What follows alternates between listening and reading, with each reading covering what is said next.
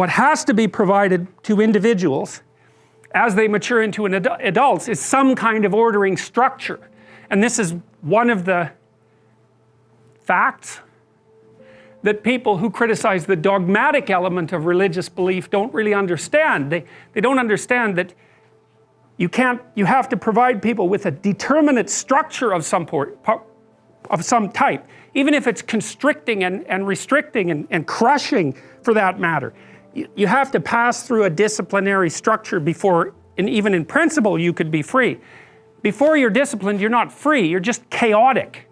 And so you have to practice some set of routines and rituals. Now, you could say, well, they don't necessarily have to be religious, and they could be secular. You could become a lawyer, you could become a plumber, you could become a carpenter, and I would say, yes, that's far better than not becoming anything. But the problem with an identity that isn't rooted into the archetypes is it leaves you incomplete, because the archetypal rooting of the identity is what helps you grapple with the fundamental existential problems of life.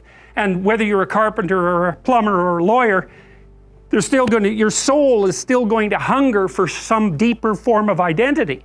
And you're not going to get that without having your practical identity encapsulated in something that's greater from a philosophical perspective, and perhaps even deeper than philosophy, which I think the archetypal stories are.